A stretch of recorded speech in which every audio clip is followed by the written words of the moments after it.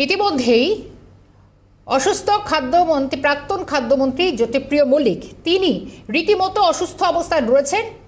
এই হাসপাতালে ভর্তি রয়েছেন তিনি এবং গত কয়েকদিন ধরে নাক মুখ দিয়ে তার রক্তক্ষরণ হয়। তবে এখনো পর্যন্ত আদালতে যে মেডিকেল রিপোর্ট সেটা কিন্তু জমা পড়েছে সংশোধনাগারে। বৃহস্পতিবার আদালতে ইডির আইনজীবী প্রাক্তন মন্ত্রীর জামিনের বিরোধিতা করে লিখিত আবেদন জমা করেছেন।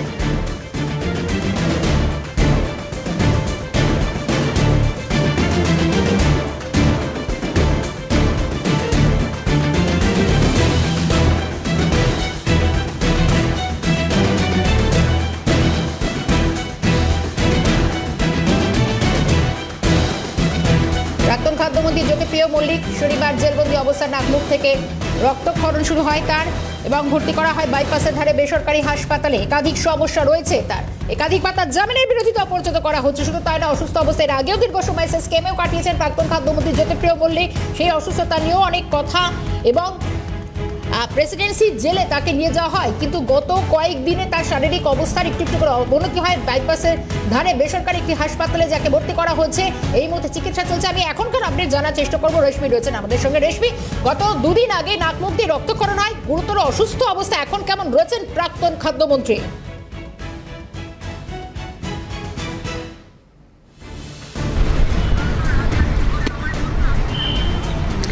দেখো, প্রাক্তন খাদ্যমন্ত্রী রাজ্যের জ্যোতিপ্রিয় মল্লিক তাকে গত 3 দিন আগে ভর্তি করা হয় বাইপাসের ধারে একটি বেসরকারি হাসপাতালে।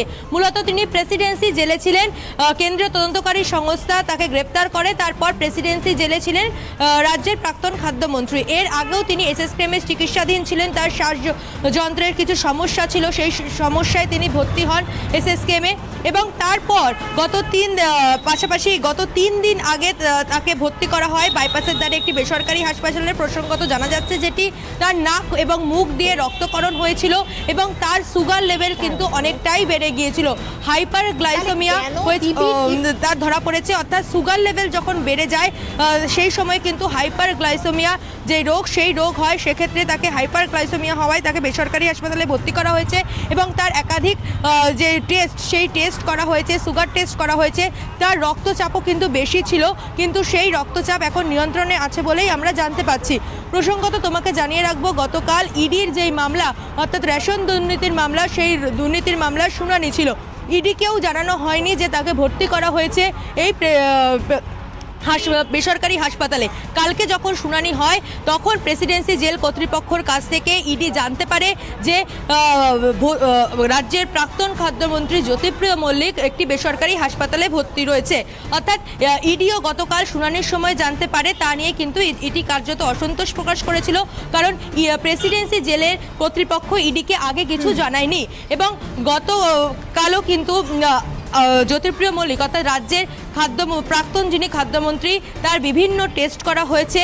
তার নাক এবং মুখ দিয়ে যখন প্রেসিডেন্সি জেলে রক্তক্ষরণ হয় এবং রক্তচাপ বেড়ে যায়, শ্বাসযন্ত্রের কিছু সমস্যা হয়, সেই সময় তাকে তড়িঘড়ি নিয়ে আসা হয় এই বেসরকারি হাসপাতালে এবং একাধিক টেস্ট করা হয়েছে। বর্তমানে তার অবস্থা স্থিতিশীল আছে বলেই আমরা জানতে পারছি।